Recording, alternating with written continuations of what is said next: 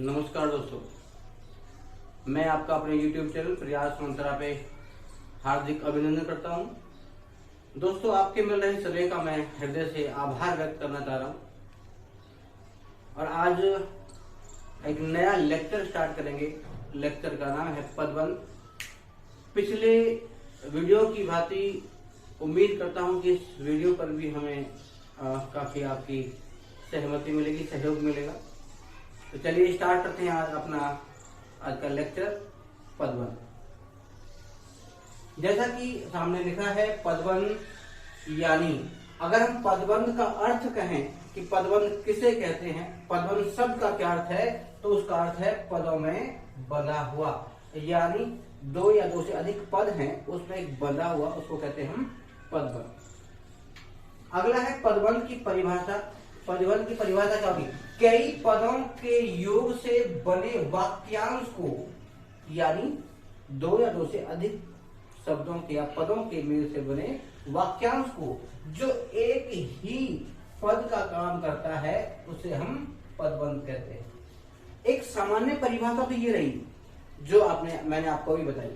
अगर आपको लगता है कि ये परिभाषा थोड़ी ट्विस्टिंग है तो इसे और डिफरेंट करके देखिए। या जब एक से अधिक पद मिलकर एक व्याकरणिक इकाई, कर्ता, कर्म, क्रिया के सहयोग में जो है एक व्याकरणिक ढांचा जो है उसमें काम करते हैं, तब उस बंधी हुई इकाई को हम पदबंध कहते हैं। अब आप देखिए पदबंध को हम कैसे पहचानें।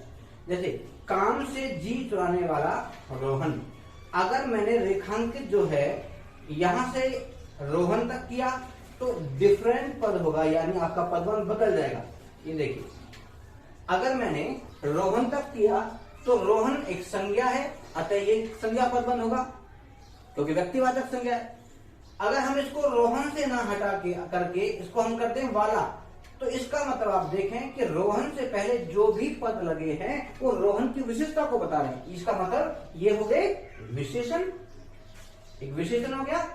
और अगर हम इसे चाहें तो एक ही पद में डिफाइन कर सकते हैं, इसका वर्णन कर सकते हैं। जैसे काम से जी चुराने वाला, इसे हम कह सकते हैं कामचोर। कामचोर तो कामचोर तो उसका एक वाक्यांश हो गया, लेकिन हमने उसे दो या दो से अधिक पदों के योग से बनाना है, तो ये यहां तक हुआ तो विशेषण हुआ, जबकि अगर रोहन तक कर दिया तो हमने ये संज्ञा पदबंध होगा। नेक्स्ट देखें पदबंध के प्रकार। तो पदबंध के 5 प्रकार हैं। सबसे पहला जो प्रकार है वो है संज्ञा पदबंध, दूसरा है सर्वनाम पदबंध, तीसरा है विशेषण पदबंध और चौथा है क्रिया पदबंध, पांचवा क्रिया विशेषण पदबंध। तो 5 प्रकार होते हैं। सबसे पहला संज्ञा, फिर सर्वनाम, फिर विशेषण, फिर क्रिया विशेषण और फिर क्रिया पदबंध। ये 5 टाइप है। तो चलिए स्टार्ट करते हैं। एक एक पदबंध को हम थोड़ा उसको गहनता से जाने। तो सबसे पहला पदबंध है संज्ञा पदबंध। इसकी परिभाषा, जो पदबंध वाक्य में संज्ञा का काम करता है। तो संज्ञा चाहे व्यक्तिवाचक हो या जातिवाचक हो या भाववाचक, संज्ञा का जो काम करता है उसे हम संज्ञा पदबंध कहते हैं। इन पदबंधों में एक संज्ञा पद अवश्य होता है, यानी जो आप वाक्य देखेंगे उसमें एक संज्ञा पदबंध होगा। देखेंगे से इनमें संज्ञा पदबंध को शीर्ष पद जो है वो कहा जाता है। शीर्ष मतलब सर्वोच्च। जैसे दशरथ के पुत्र राम है, दशरथ के पुत्र राम ने रावण को मार दिया था। इतना समझे? तो जो राम है, राम ने, तो यहाँ जो कर्ता है वो राम है, तो उसके साथ विभक्ति चिन्ह लगाए, ने, कर्ता ने। तो ये जो पूरा है ये एक संज्ञा का काम कर रहा है। दशरथ के पुत्र राम ने, तो एक संज्ञा का काम कर रहा है, तो एक संज्ञा पदबंध होगा। संज्ञा पदबंध। आइए कुछ और थोड़े डिफरेंस इसके एग्जांपल हैं वो भी लेते हैं। तो आगे देखें, यहाँ एक सोहन है, यहाँ आतंकवाद है, यहाँ पुस्तक, ये सभी संज्ञा पद हैं। अब इन संज्ञाओं से पहले जो भी पद लगे उसे हमें सबको रेखांकित करना होगा। तो ये आप समझ आए कि ये सभी क्या है, संज्ञा पदबंध है। झूठ बोलने में माहिर सोहन, तो सोहन की विशेषता के साथ उसको यूज कर रहे हैं। अगर ये सोहन से पीछे होता तो ये विशेषण होता, जबकि हमने इसे रेखांकित किया है सिर्फ सोहन तक। ऐसे ही सीमा पर फैले आतंकवाद ने, ये ने तक आएगा। आगे हमने देश करे आतंकवाद नहीं, इसका मतलब है कि हमने इसे विशेषण माना। आगे पुरस्कार में मिली पुस्तक, अब देखिए पुस्तक की है तो ये पुस्तक क्या है, संज्ञा। संज्ञा में भी जातिवाचक संज्ञा, तो ये सभी संज्ञा के एग्जाम्पल है। दूसरा आता है हमारा, वो आता है सर्वनाम पदबंध। तो वाक्य में सर्वनाम पद का कार्य करने वाले पदबंध जो हैं वो सर्वनाम पदबंध कहलाते हैं। एग्जाम्पल से देखें तो यहाँ आप सर्वनाम पद देखेंगे तो ये देखेंगे तुम, ये रहा, वह, फिर से वह, कुछ। हम 4 एग्जाम्पल में, चारों में हमें पुरुषवाचक सर्वनाम को, एक नामवाचक सर्वनाम को देखा। तो देखा है शेर की तरह दहाड़ने वाले तुम। आप समझ जाए कि सर्वनाम संज्ञा के स्थान पर प्रयोग किए जाने वाले शब्द होते हैं। तो हमने अगर यहाँ संज्ञा लिखते तो ये संज्ञा होता है, लेकिन हमने संज्ञा के स्थान पे सर्वनाम को प्रयोग किया है। तो ये आएगा शेर की तरह दहाड़ने वाले तुम। ये तुम तक क्या होगा, अंडरलाइन होगा। आगे आएगा बढ़ चढ़कर बोलने वाला वह, यानी बढ़ बोला कहते हैं उसको, बढ़ बोला वह तक। आगे है बच्चों को देखकर वह, यानी इसे, वह से पहले पहले के जितने भी पद हैं वो हमें सभी रेखांकित करने पड़ेंगे ताकि पदबंध बने।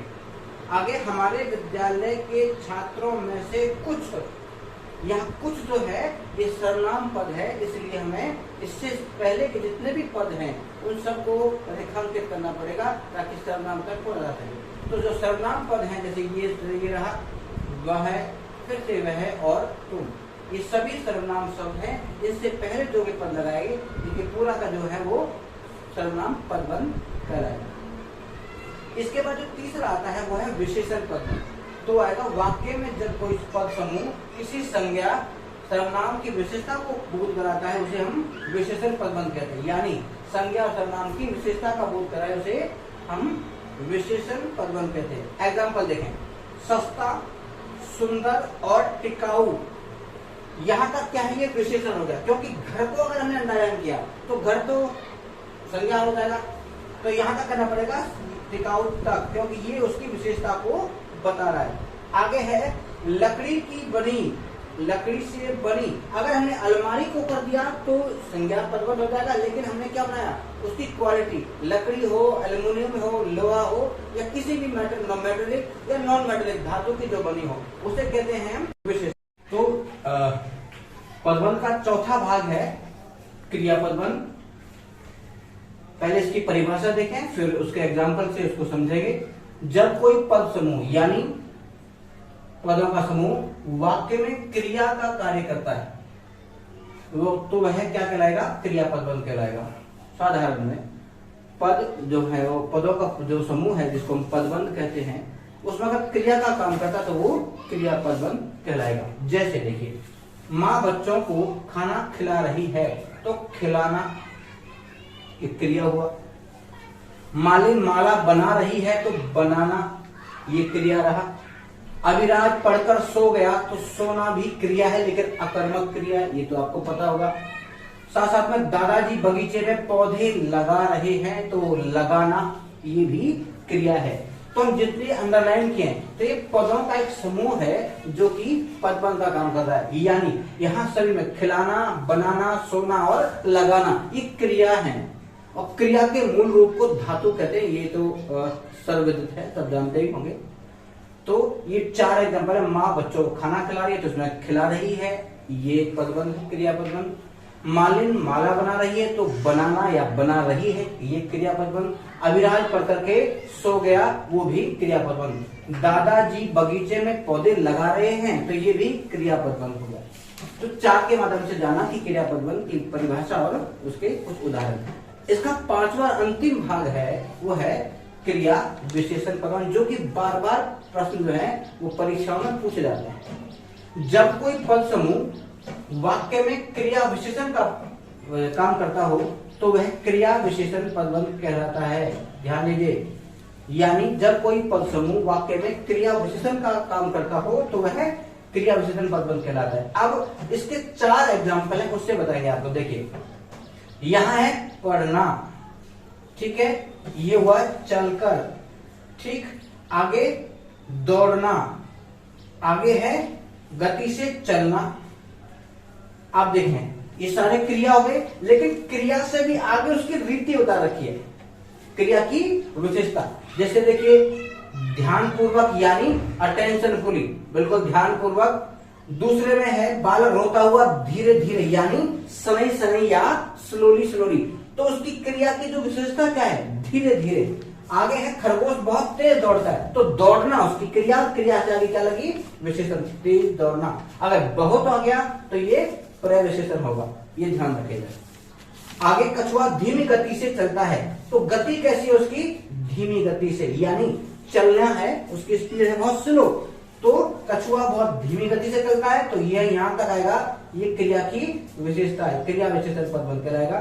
और खरगोश बहुत तेज दौड़ता है, तो खरगोश की जो रीति है वो तेज चलने की, तेज दौड़ने की है, तो यहाँ आएगा खरगोश बहुत तेज दौड़ना है, तो बहुत तेज दौड़ना उसकी क्रिया की विशेषता, नहीं क्रिया विशेषण। आगे छात्र कक्षा में ध्यानपूर्वक पढ़ रहे हैं, तो पढ़ना क्या है, अटेंशनफुल यानी ध्यानपूर्वक उसको पढ़ा जा रहा है, तो ये भी क्रिया, ये रीति में आएगा। बालक रोता हुआ धीरे धीरे चल करके अपनी माँ के पास पहुंचा, धीरे धीरे चलना, ये भी क्रिया विशेषण आएगा, रीतिवाचक में। आगे खरगोश बहुत तेज दौड़ता है, ये भी टेंडेंसी है उसकी, ये उसकी प्रवृत्तिगत है। और कछुआ धीमी गति से चलता है, ये भी प्रवृत्तिगत है। तो ये था आज हमारा टॉपिक पदबंध। उम्मीद करता हूं कि ये आपको पसंद आया होगा।